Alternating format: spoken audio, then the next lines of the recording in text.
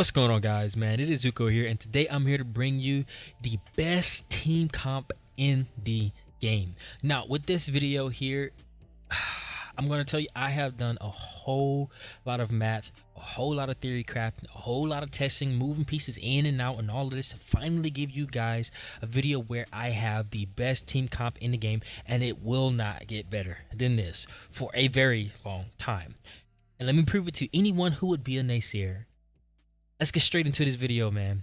It's gonna shock you what this team comp is, but it's not gonna get better than this. First things first is, in order to make a video like this, you would have to have a quite bit of knowledge. Not only that, a lot of testing, which means you'd have to be able to do this. Well, I can easily already sub 1 gluttony, so that's not really an important thing for this video. I'm going to go ahead and show how you can get even past a sub 1 and get to like sub 30 seconds. And what you would need to do in order to do this. Well, the great YouTubers like Moxie and Raichu are two YouTubers that I really do watch their videos, and they're the only two that I watch. I don't watch anyone else. I mainly watch Raichu because his content is extremely amazing. I really would recommend you go subscribe to him. Moxie just makes, content that really does like change like people's perspective. If he makes a video, then everyone starts to believe. That's why I like him so much. So those are the two YouTubers I have to get credit for in this video, because it will be impossible for you to make a video like this. I don't have enough of the resources on my own to do this, and I kind of need for them to sort of agree in order for what I'm about to say, in order to make this actually be true, because a lot of people just won't believe a small YouTuber. But appreciate those guys.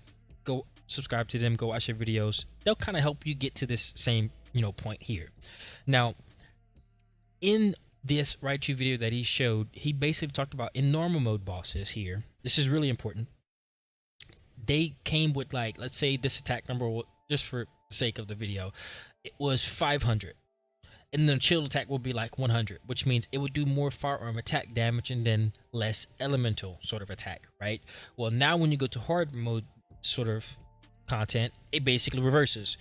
Now it's 50-50, which means half the damage is going to be from the firearm attack, and then other half is going to be from the actual elemental.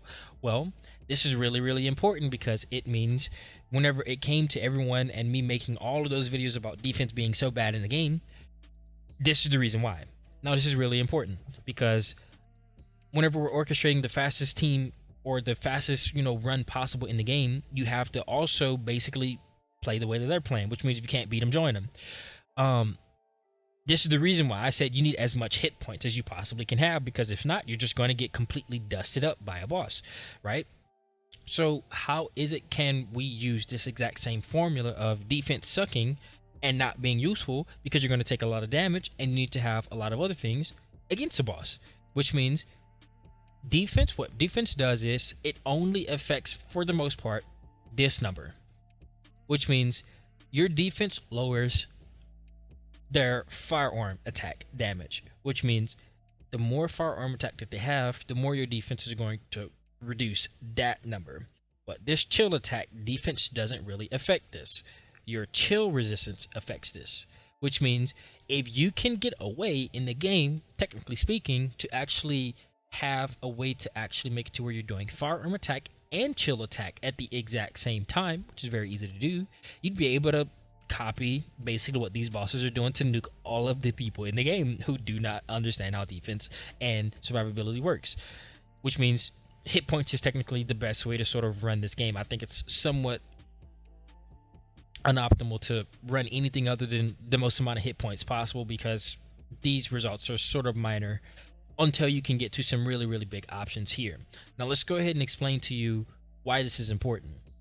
If your chill resistance affects how much chill attack you take, and if your defense affects how much firearm attack you take, this is currently breaking scaling. And if you're orchestrating and getting clears exponentially shorter, you're going to need to find a way to break the game. So my first question was, how can I take off scaling in the game? Well, it's with defense, firearm attack, chill attack, and then the resistance. So let's go ahead and go straight into it. The first character that makes this team comp what it is, the most important character, is Sharon. The reason why is because of this ability. Battlesuit Melting Rounds. Battlesuit Melting Rounds, it decreases their defense by 40%, and it decreases their electric resistance by 40%. This makes it to where everyone on your team can now benefit from this, not just you, because this goes onto the boss, and then the boss has this applied to him. This is a debuff on the boss, and it stays on the boss with 100% uptime. This takes away this number, and it puts it basically in a simpler format. Think of it as now this number. Now we all know fire is really good, right? But now we can make it to where any character can now do as much damage as that. But let's kind of stay on track here. And also, it's taking this number and it's now making it this number for the most part. Let's just pretend. What this means is this alone is making it to where now a boss is going to be taking a huge amount of physical damage. What is physical damage? It's any direct contact from a hit, whether it's a bullet or it's the actual attack that the boss is hitting you with. That is the firearm attack damage. Firearm attack is something that we can actively increase, right? Electric attack is something we can also actively increase, which means the more that we lower their defense and the more that we lower their electric resistance, the harder our electric attack is going to hit, and the harder our physical damage from the bullet, from the weapons we're shooting, is going to hit as well. And this is really important for weapons like the Gregor's Reverse Fate. So Battlesuit Melting Rounds is extremely important to orchestrate something like this. We also have Shot Focus because, again, it's a Sharn. You will want to use her with the Piercing Light. Now, let's go ahead and talk about weapon perks for the most DPS. Let's just go ahead and use my Piercing Light, for example. What you would want in order to get the most amount of DPS in this game possible from the perks is critical hit damage, firearm attack, weak point damage, and then bonus firearm attack versus whatever you're going against. In this case, Legion of Darkness, if that's what you're going against, Legion of whatever, or the other two, and then the main one here for what we're trying to do, bonus firearm attack versus Colossus. That is actively what I'm fishing for on this thing. This will give you the most amount of DPS because this is boosting your firearm attack. Now, to kind of make this a little bit simpler here for you, the reason why you don't want to run an element for your perk is because look at this toxic attack right now. See how it's saying 1.148? This is giving us 8% of our firearm attack. Notice how this number is now 1700. And this is a one module investment. I didn't even upgrade my electric attack. This goes all the way up to 30%, which means 30% of whatever my firearm attack is, that's how much electric attack I'm going to do, which means now we go from this legendary perk here being completely useless because it's just a set value, but the other scale off of which means now we're doing what the bosses do to us. Oh, you have a lot of defense? Well, guess what? You better have a lot of electric resistance too, because now I'm going to hit you as hard as I do with electric as I do with actual physical firearm attack damage. Oh, you mean to tell me you got both of those really high? Well, we're going to lower both of those for you, and now you're going to take more firearm attack damage and more electric damage, further exponentially increasing our DPS, which means much shorter times. Now, the reason why this is so important is because if I lower my firearm attack, take this off basically, notice how again this went from 1700 to now 1400. So again, even still, everything that you do to your firearm attack is going to further increase your electric attack. This is the reason why we're going to make sure all of our builds are going to be running a bunch of firearm attack, because we're going to explain this in just a bit. As we can see here, electric attack is the best element in the game to go for. The reason why is because it lowers the boss's defense. The reason why we want to lower their defense is because the less defense that they have, the more of this that they take. If they take more of this, this is going to mean they also, in a way, take more of this damage, because this is really strong. The next best character that we're going to be talking about here that's going to be really important for this run, second best character for the team comp, is Glay. She's your damage dealer. She is going to give you all your DPS for the most part in this, because she's going to be the most consistent DPS for you without all of the requirements and the little whatever you would like to call them. Sharn can keep 100% uptime on other things and whatnot. She's going to be able to do a good bit of DPS. It's going to be insane whenever she's playing herself with the piercing light, with the electric enhancement and all that. But the Glay is now going to be benefiting from the Sharn's -40 defense and -40 electric resistance, whenever it's applied to the boss and she's just shooting at the boss. This means that now you're getting a firearm attack increase of 150, a firearm attack increase of 32, a firearm attack increase of 61, and then now your electric attack is going to be playing off of all of those firearm attacks, which means now again you're going to be doing so much more electric damage because this is playing off of your firearm attack, not a set value here, which means you don't want it here because this is less DPS. So same thing for this one, you would want weak point damage, critical hit damage, firearm attack, and then bonus firearm attack against Colossus, because that will all boost this value, and that will all boost your weak point damage because the more firearm attack you have, the more it's going to boost against the weak point, and then the more firearm attack you have, the more it's going to boost your critical hit damage. Critical hit damage and firearm attack are the two most important ones. Weak point is the last sort of resort here. That's basically how this works, and then obviously fire rate is really important. So when you put all of this together, we're basically raising our firearm attack as high as we possibly can to make it to where our electric attack as high as it possibly can. For this last one here, you would basically want to put electric priority right here. What this would do is, this is going to give you 30 whenever it's fully maxed out. This is going to give you 50 when it's fully maxed out. And since we never reload with the glade, this would give you 70% electric attack, which means every single time you shoot a bullet, 100% of that firearm attack is going to be the actual firearm attack. And then 70% of that physical damage from the firearm attack is now going to be electric, which means if this was the case, now we would basically be getting to the point to where we were close to what Gluttony is doing, which is 100% of the damage is this, and in this case it will be like 2,000, like 700, 2,500, somewhere around there. This makes us again hit like a truck. And the cool thing about this is that both of these can crit. The electric doesn't really play off of everything the same, but for the most part, your firearm attack is going to play off of the weak point damage and then also your actual critical hit damage. So the more electric attack you add, the better off you're going to be. So everything is basically getting boosted off of each other. It's a very, very complete set. This is the most amount of DPS you're going to get.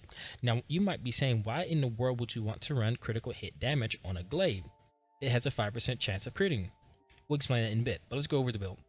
You can actually switch the Blood and Iron out with the Sanguification if you would like to. You can also switch it out for the Predatory Instinct if you're running the Greg's Reverse Fate. It's up to you how you kind of want to run that. It really doesn't matter that much. But I run it with the Blood and Iron because I feel like it's the most scalable. And for what I'm giving up, it doesn't make any sense for me not to run it for everything else that I want to do with the build. And since this is on a 0.5 second cooldown, because right now, as you can see, we're at a 68 cooldown, but if we go up here, we're at a 74 cooldown, but if we use our dimension skill at the beginning of a fight, we're able to basically put ourselves at a 90% second cooldown. I mean, we're taking off 90% of the cooldown, which means we only have 10% left, which means if we go in here, we basically just go in here and move the decimal over 1, because if 10% is left of 5, you basically just move the decimal over 1. So this is now a 0.5 second cooldown. This is now no cooldown. This is now a 4 second cooldown. This is now a 2 second cooldown, and this is now no cooldown if we use any of our dimension skills right before we actually proc it, which means it's just super easy to do, and this allows for us to play for this. When you have all of this upgraded and you put in skill cooldown and skill duration up in both of these slots, this will allow for you to not have to lose a DPS from maximized duration, which is a huge decrease in your DPS. Is basically you're losing 1/3 for the most part, somewhere around there. You don't really want to run that. These allow for you to give yourself the duration that you're going to need, and you don't really need to run all that other stuff. It's kind of fine where it's at. You can either put more life in here or you can put in more damage, however you want to go around that, but you just need to run as much duration as you possibly can. Right now this is at a 10.2 and this is at a 8.2. This was actually going to go up by quite a lot, so the duration is going to go up to where it's near the same. But technically speaking, if you got a skill cooldown that was legendary, you'd be able to save yourself from having to run all of that extra stuff in here, allowing for you to again have 100% sort of upkeep without you having to worry about you missing bullets and whatnot. But this doesn't matter. Again, get a better build and you'd be able to see yourself not have to use maximized duration where you would lose a lot of DPS. Moving on. So whenever you put all of this together, you're giving yourself a huge amount of DPS from running Focus on Dimension and Dimension Master, and this will allow for you to get a huge amount of DPS increase. Now, if we go down here, like I said, this critical hit rate is at a 5%. This would you believe me if I told you that this goes up to 40%? Bringing us to our next best character, Enzo. Enzo is a very important character for this because he drops down the supply firearm, which allows for you to be back on your glay. You can now go ahead and switch to this Python, whether you're in the mode or out the mode, and switch to your massacre, and then pick up this buff. And now you have the massacre and you have the buff of this supply firearm, and it lasts you for the rest of the fight until you die. And now, as you can see, that firearm critical rate went from 5 to 40, and I did not spec it all into critical hit rate, which means Enzo alone gives you a huge amount of DPS increase because you don't need the critical hit rate at all. Again, you can go for critical hit damage, giving yourself that boost there, and you can go for the bonus firearm attack against Colossus. This will give you even more DPS than everything else, putting you, if you have this on top of his perfect support, now at a 50% chance of critting from every single bullet. Just to kind of prove this to you really quick here, I have a 40% chance of critting. This is a lot of damage. I'll move this out. Boom. As you can see, that buff does not go away. This is an insane amount of DPS to say you're critting on all of these. That's a lot of damage. So Enzo is extremely important for Glade because she only has to pick this up once and then she gets it for the rest of the fight.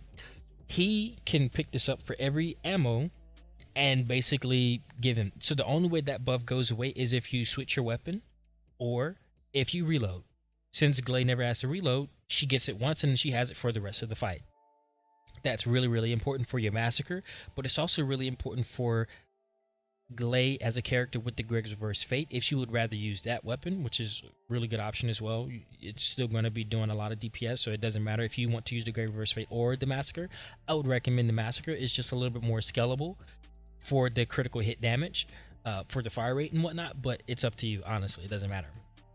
Again, a lot of DPS. But the reason why Enzo is so important is because Enzo gives you the things that you need in order for a team comp to really, really be the best, which is upkeep and no sort of downtime, right?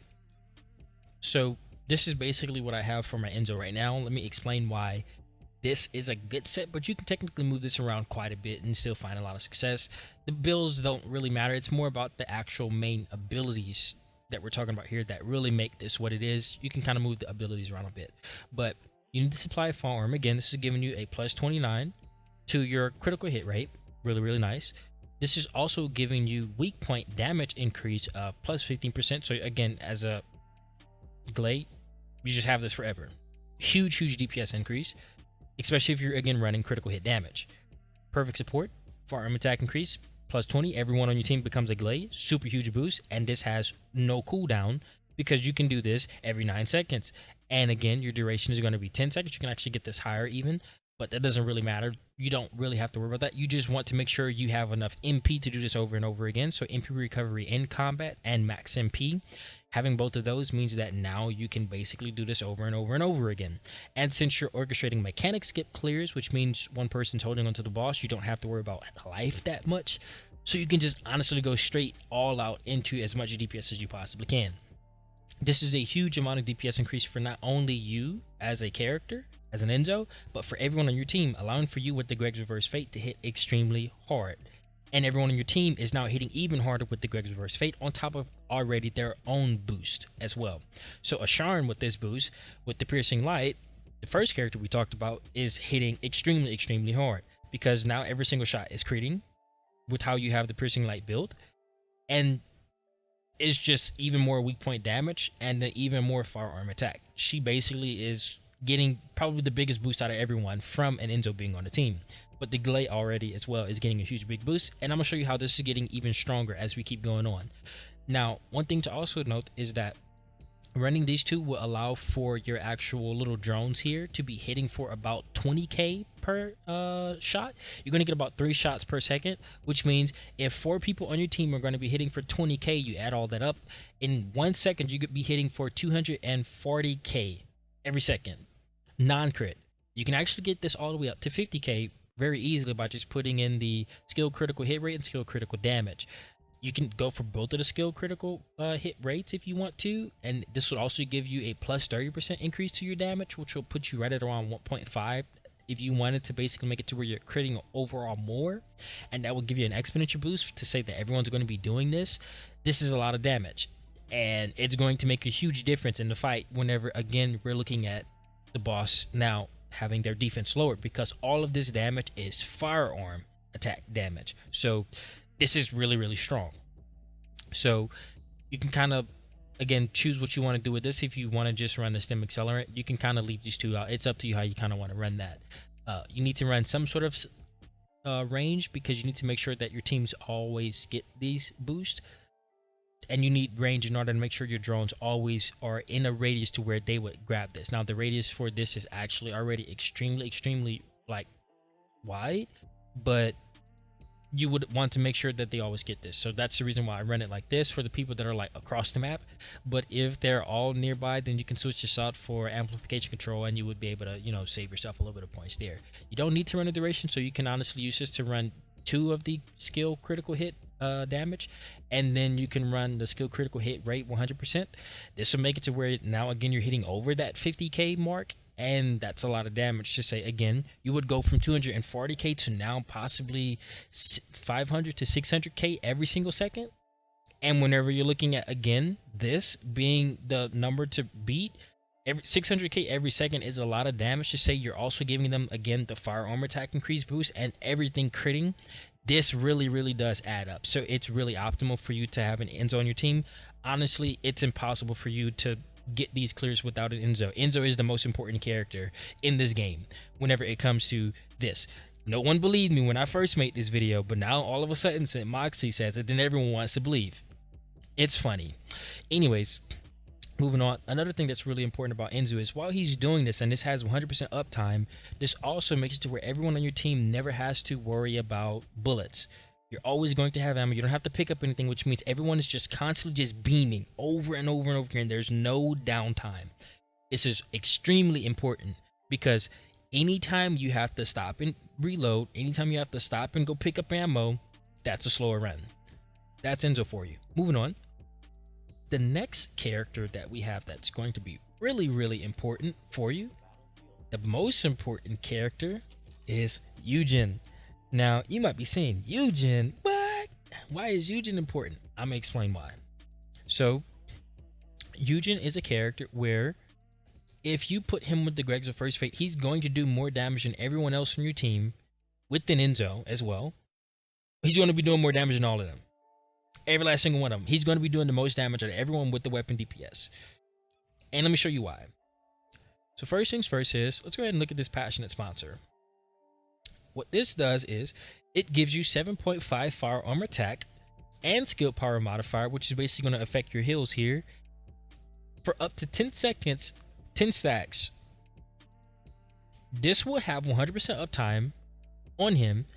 Now, in order for you to have 100% uptime, I'm going to show you how, but this means you're going to be giving yourself a 75% firearm attack increase just from having Passionate Sponsor on fully upgraded. This makes him hit like a truck. Keep this in mind. This, again, lasts for 10 seconds for 10 stacks.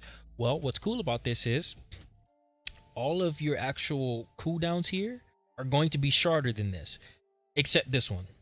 All of these other ones are going to be shorter than this, which means you will have 100% uptime on these stacks, and every single time you get a stack, you reset the duration.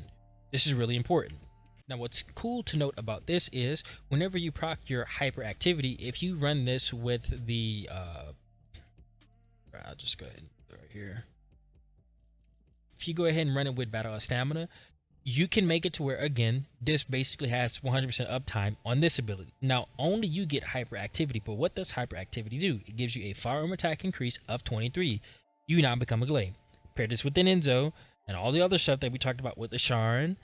This is a huge DPS increase for Eugen as a character. But also, you get a skill power increase.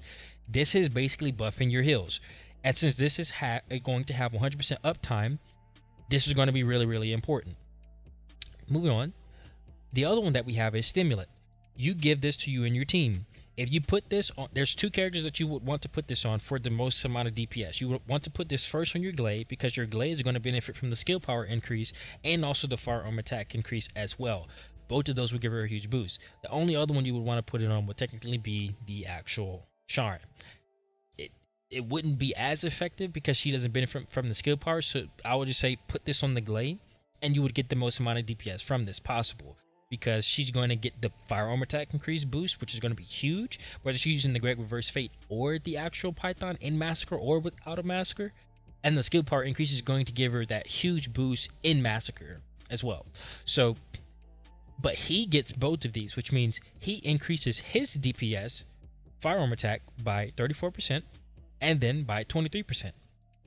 And then he gets the Passionate Sponsor, which means whenever you add it all up, he's going to be giving himself up to a 130% firearm attack increase boost forever. No downtime. It's always going to happen. And the cool thing about this one is you can actually just move outside of the range of it, and then you can always proc the stimulant whenever you want.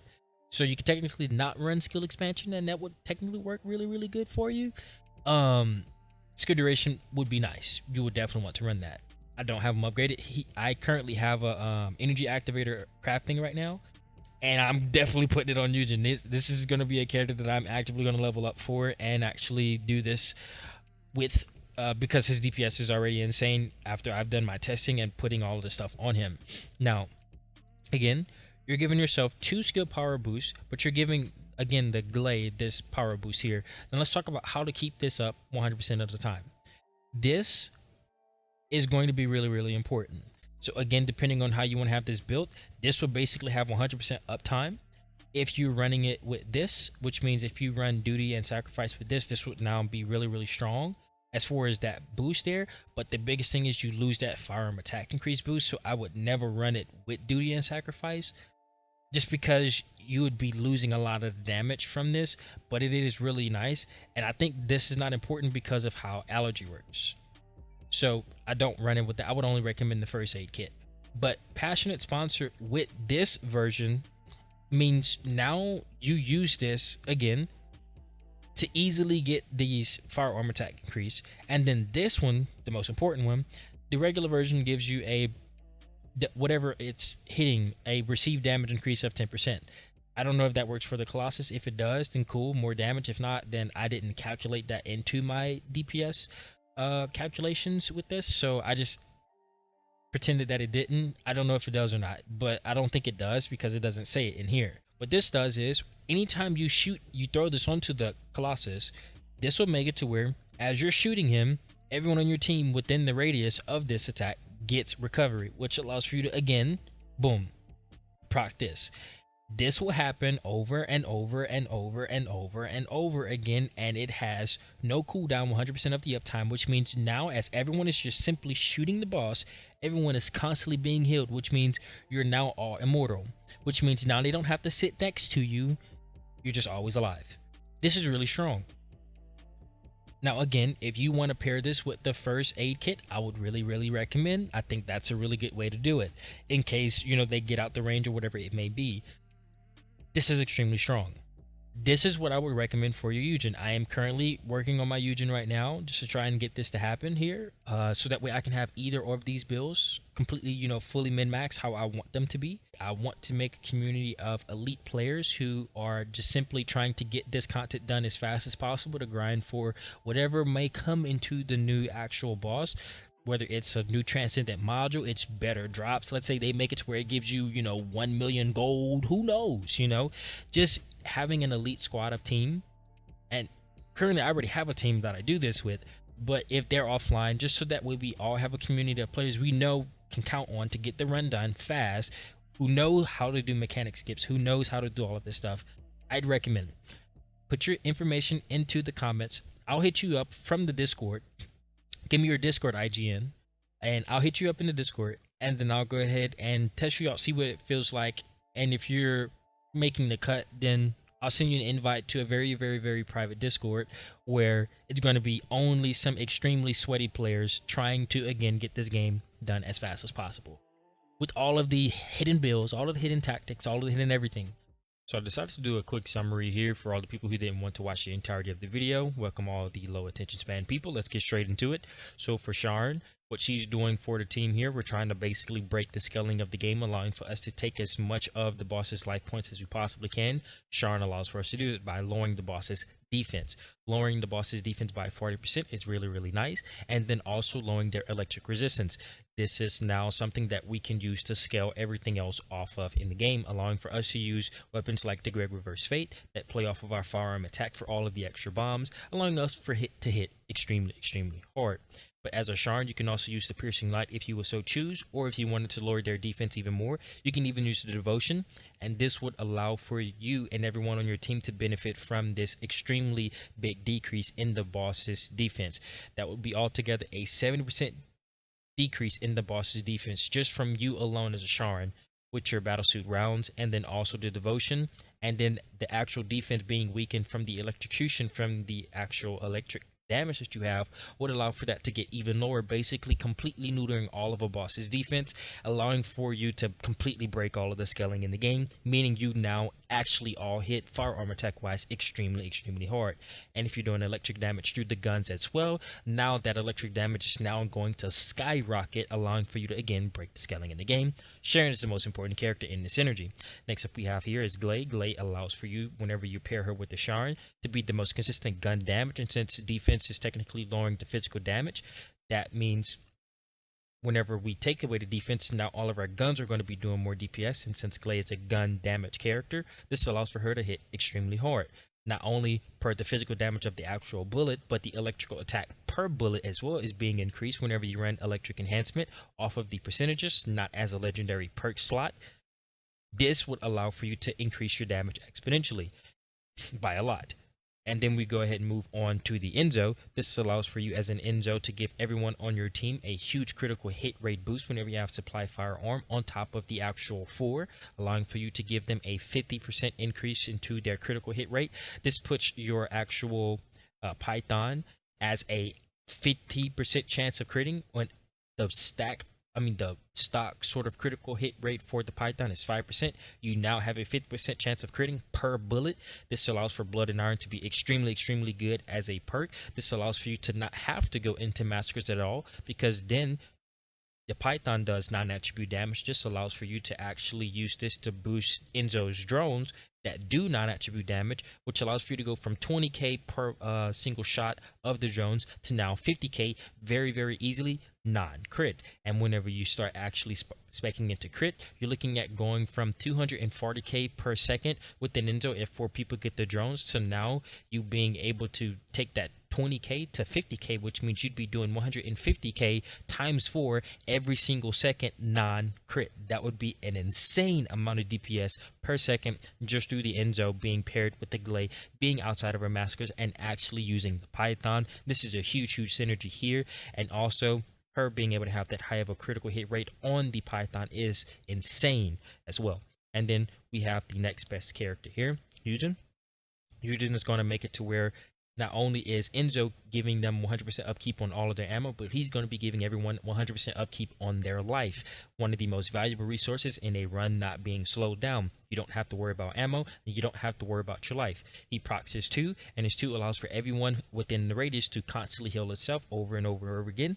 This also allows for him to proc his Passionate Sponsor over and over and over again, giving himself a 75% firearm attack increase, and then his 4 allows for him to get a 34 firearm attack increase, and then his 4 allows for him to get a 23, and then his 1 allows for him to get a 34 firearm attack increase on top of a 55% skill power increase, further increasing his heal as well. This means everyone on your team is constantly being healed over and over and over again while he's doing DPS, allowing for him to get altogether a 130% firearm attack increase forever, 100% uptime, allowing for him to do an extreme amount of DPS, and then on top of that, an extreme amount of heals for your team, netting him the best healer in the game now, hands down, after his buff to his abilities. This is strong as heck. This is the best team comp in the game. It's Zuko. Hope you guys enjoyed the video. Peace out.